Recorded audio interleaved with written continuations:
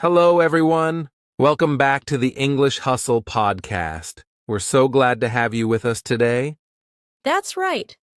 I'm Emma, and joining me is my fantastic co-host, Ben. Today, we're diving into an exciting topic that's essential for everyday conversations: vocabulary related to rooms and furniture in English. Absolutely.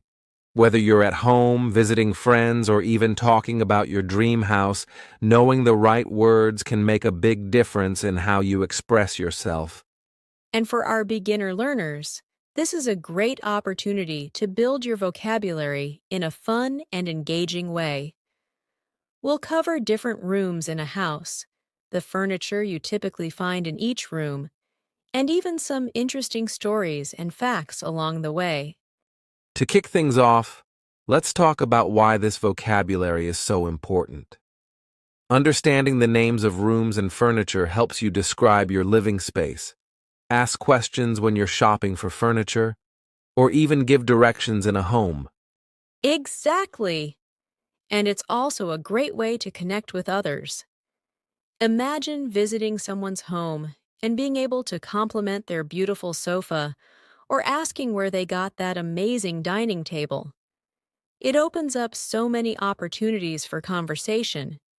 Now, before we jump into the vocabulary, let's have a little fun with a quick quiz. Here's a question for you. What piece of furniture would you typically find in a living room? Is it a sofa, a stove, or a bathtub? Think about your answer, and we'll reveal it later in the episode. And remember, if you're following along, feel free to grab a notebook to jot down any new words you hear today. We'll also provide some resources in the show notes for you to review later. All right, let's get started with our first segment, where we'll break down some essential vocabulary related to different rooms in a house. Welcome back! Now, let's dive into some important vocabulary about rooms and furniture. Don't worry, we will keep it simple and fun. That's right. We'll say each word, and we want you to repeat it after us. Ready? Let's go. The first word is living room. This is the room where people relax and spend time together. Repeat after us. Living room, great job. Next, we have sofa. A sofa is where people sit in the living room. Repeat. Sofa, awesome. Now let's talk about the kitchen. This is the room where we cook food. Say it with us. Kitchen, well done. In the kitchen, you will often find a table. This is where we eat meals or work. Repeat after us. Table, good job. Moving on to the bed. A bed is where we sleep at night. Say it together. Bed, excellent. The bedroom is the room where the bed is. It's where we rest and sleep. Repeat, bedroom, nice work. Next is the bathroom. This is the room where we wash our hands and take baths. Say it with us. Bathroom, perfect. Now, let's say chair. A chair is a piece of furniture for sitting. Repeat, chair, great. In the kitchen, we have a refrigerator or fridge. This keeps our food cold. Say it with us. Refrigerator, awesome. Finally, we have a dresser. It is a piece of furniture in the bedroom for clothes. Repeat, dresser, well done. Great job, everyone. If you want to see pictures and a list of these words, check out the show notes for this episode. You can see the names of the rooms and furniture we talked about. That way, you can remember and practice even more. Now let's move on to our main conversation, where we explore these rooms in more detail. Let's start our exploration by diving into the living room. This is often the most common room in a house. It's where people relax, watch TV, and spend time with friends and family. Exactly! In the living room, you usually find a sofa. This is a comfortable place to sit. Lots of people also have a coffee table in front of the sofa. What do you like to have on your coffee table, Ben? I like to have books and snacks, especially when I watch a movie. You might also see lamps, chairs, and maybe a TV stand in the living room. What about you, listeners? What does your living room look like? Now, let's move to the bedroom. This room is very important for rest and relaxation. The bed is the main piece of furniture. It's where we sleep and recharge. Exactly. Many people also have a nightstand next to their bed for lamps or books. What are some things you keep on your nightstand? A clock? A glass of water? Good questions. The bedroom can also have a dresser to keep clothes organized, and sometimes even a mirror. Mirrors can make the room feel bigger, too. So, what items make you feel comfortable in your bedroom? Great points, Emma. Now let's talk about the kitchen. This is one of my favorite rooms because that's where all the cooking happens. In the kitchen, you will usually find a stove for cooking and a refrigerator for keeping food cold. Absolutely! And don't forget the sink for washing dishes. Many kitchens also have a dining table where families gather to eat together. Do you cook in your kitchen? What meals do you like to make? Now we can't forget about the bathroom. This is a very important room too. In the bathroom, we find a shower or a bathtub, a toilet, and a sink. It's where we get clean and prepare for the day. Definitely. The bathroom usually has towels and sometimes shelves for toiletries. What do you think is the most important item in the bathroom? Good question. It really depends on the person, doesn't it? Some might say a good shower, while others may say a nice mirror. Now, let's mention a few additional rooms. What about a home office? More people are working from home these days. Yes! And in the office, you usually find a desk and a comfortable chair to work in. What is your favorite place to work or study? Do you have a special corner in your home? Another room to think about is the dining room. This is where families gather for meals together. It usually has a dining table and chairs. Some people like to make their dining room cozy with decorations. And finally, let's not forget outdoor spaces. Many homes have a garden, a porch, or a patio where you can relax. Do you have a favorite outdoor space at home, listeners? Now it's your turn. We want to hear from you. Think about your own home. What rooms do you have and what furniture do you enjoy? Do you have special items you love? Feel free to share your thoughts with us on social media. We'd love to hear about your favorite room and why you like it so much. Maybe even share a picture of your space. We might feature you in our next episode. That's a great idea, Emma. Make sure to tag us in your posts. All right, let's keep the conversation going and move on to our short story, where we will show how these rooms and furniture come together in a fun experience. All right, listeners. Now it's time for a short story that brings all the vocabulary we've learned together. Let's imagine a day in the life of the Johnson family. One sunny Saturday morning, the Johnson family woke up in their cozy bedroom. The soft sunlight slipped through the curtains, and Mama Johnson smiled as she stretched in bed. "Today is the perfect day for fun," she said. Dad was already awake in the kitchen preparing breakfast. He was busy flipping pancakes on the stove. The smell of warm pancakes filled the air. Suddenly, he realized he forgot to buy syrup. "Oh no!" Dad exclaimed. "I can't have pancakes without syrup." Meanwhile, the kids, Lily and Tom, raced into the living room. They bounced onto the sofa and turned on the TV to watch their favorite cartoon. "Can we have breakfast soon?" Lily called out. Dad rushed into the living room with a plate of pancakes. Here are your pancakes. But we have a little problem, he explained. We don't have syrup. Tom replied, That's okay, Dad. We can have them with fruit instead. He loved strawberries and bananas, so they quickly grabbed some fruit from the refrigerator and added it to their pancakes. Yum! After breakfast, the family decided to go outside to enjoy the nice weather. They walked to the garden in the backyard. There were colorful flowers everywhere. Lily wanted to pick some fresh flowers for the dining table inside. Look how beautiful these are, she said with a big smile. After collecting flowers, they returned to the kitchen to arrange them in a vase. Let's put these on the dining table for dinner, Mama said. The table looked lovely, with the flowers adding color.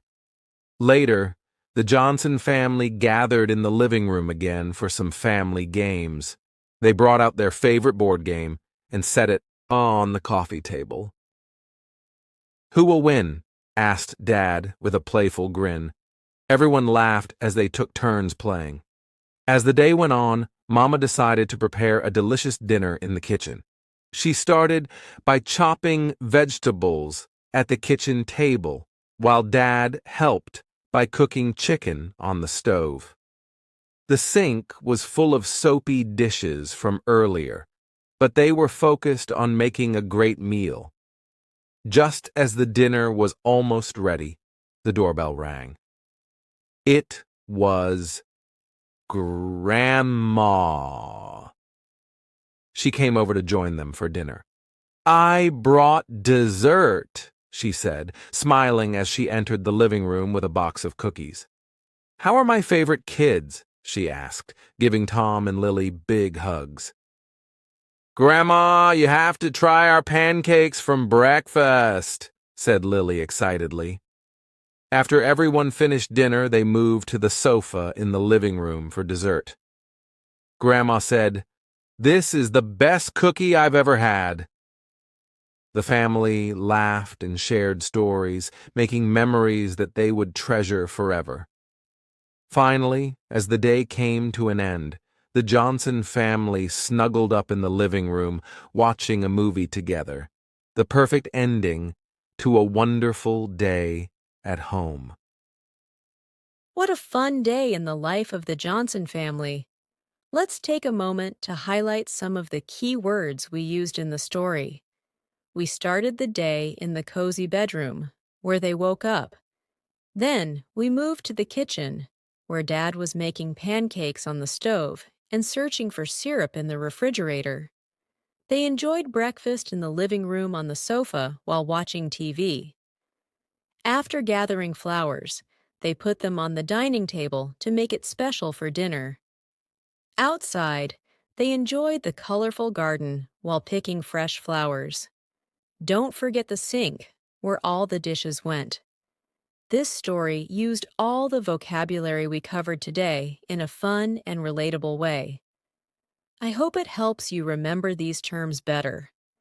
Let's keep the energy going and move on to some fun facts related to our topic. Welcome back, everyone. Now, it's time for some fun facts about furniture and home decor.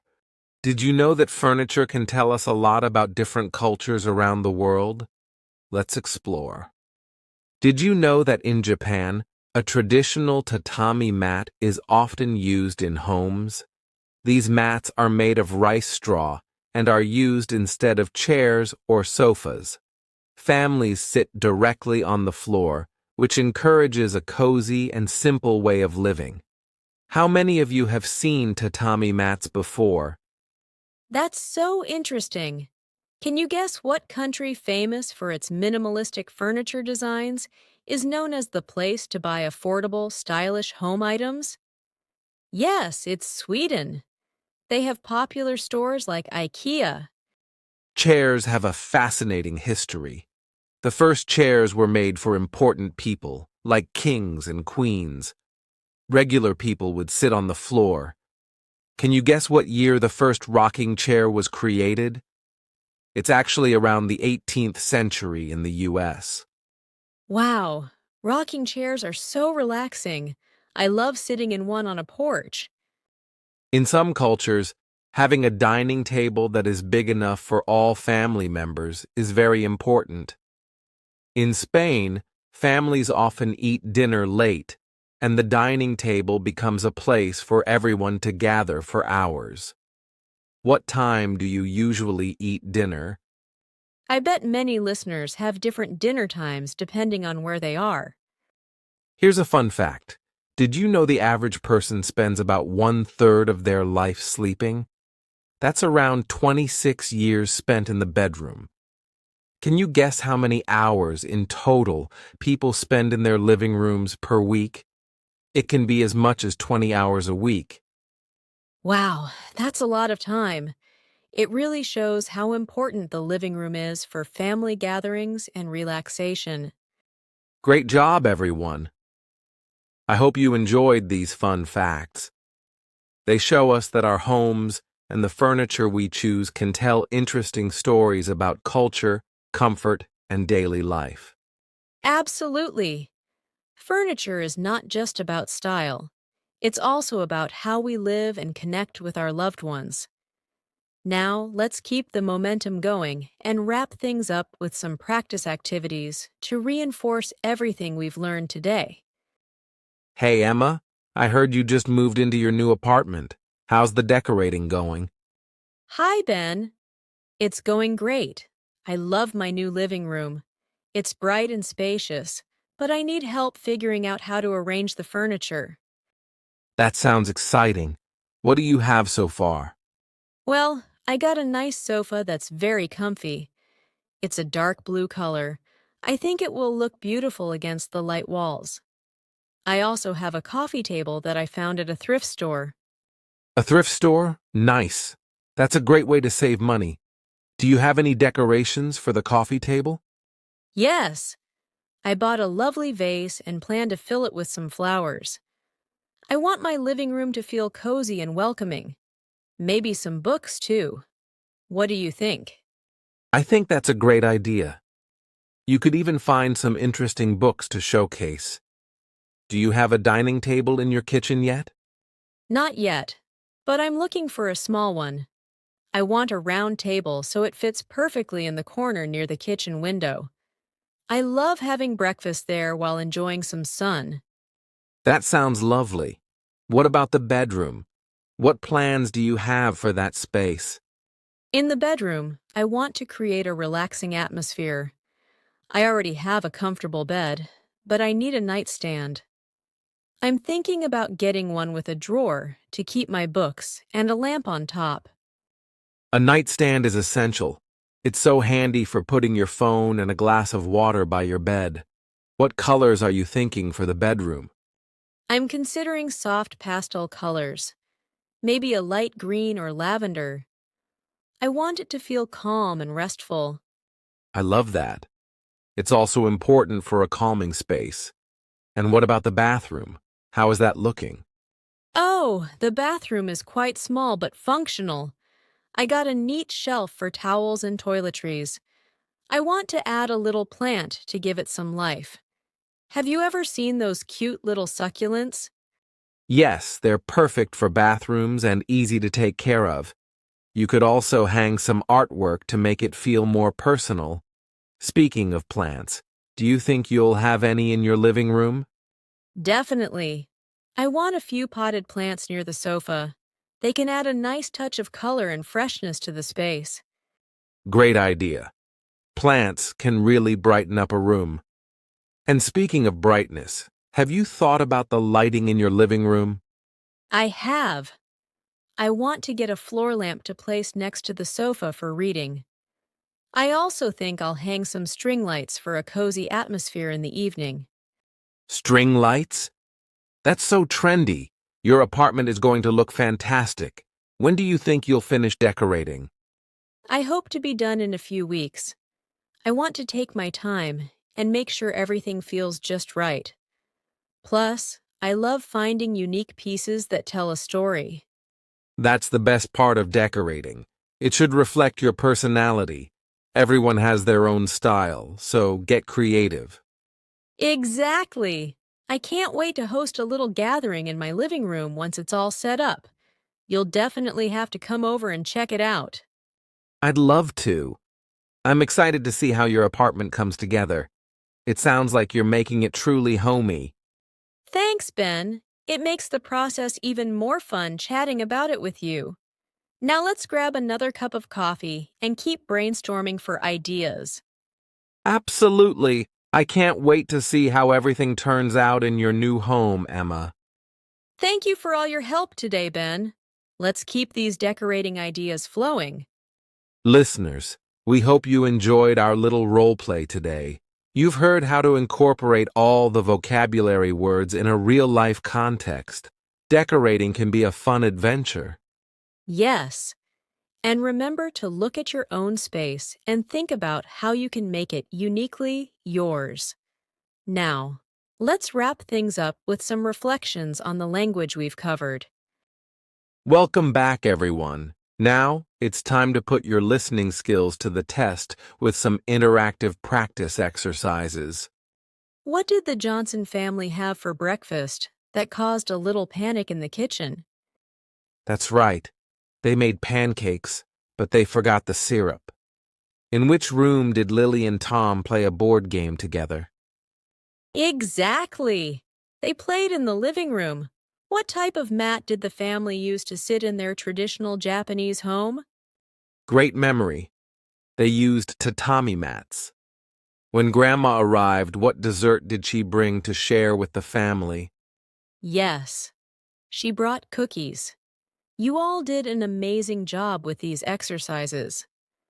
Practicing vocabulary and context and recalling details from the story helps reinforce your learning. Exactly.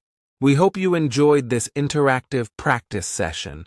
Remember, you can use these vocabulary words in your daily conversations about your own homes. Let's keep the momentum going as we prepare for our final segment, where we'll wrap up everything we've learned today. Welcome to the end of our episode, everyone. Let's take a few minutes to recap the key points and vocabulary we covered today. In this episode, we explored different rooms in a home and essential furniture items. Here's a quick rundown of the vocabulary we learned. Living room. This is where families gather to relax and enjoy time together. Bedroom. A private space for sleeping and personal time. Kitchen. The heart of the home, where meals are prepared and shared. Dining table. The place for family meals and gatherings. Nightstand. A small table next to the bed for personal items. Sofa. A comfortable seating option in the living room. Coffee table. A table used for drinks and snacks in the living room. Refrigerator. An essential appliance in the kitchen to keep food fresh. Bathroom. A space for personal hygiene and pampering. And remember the interesting facts we discussed about furniture styles from around the world and how many hours we spend in our homes. We encourage you to start using this new vocabulary in your daily life. Whether you're talking about your favorite room, describing your ideal furniture, or sharing ideas for decorating, practice makes perfect. Absolutely. The more you use these words, the more comfortable you'll feel with them. Feel free to describe your own space using these vocabulary words. We'd love to hear from you. Share your favorite room in your home or a special piece of furniture with us. You can connect with us on our social media or send us an email. Yes, we might feature your stories in our future episodes. Your experiences are what make this community great. Thank you for tuning in today. We hope you enjoyed learning about home vocabulary and were inspired to think about your own spaces. Join us next time, where we will continue our journey learning more about cultural themes and vocabulary in different contexts. Trust me, you won't want to miss it. Until then, keep practicing and remember to make your space truly yours. Bye for now. See you next episode. Take care.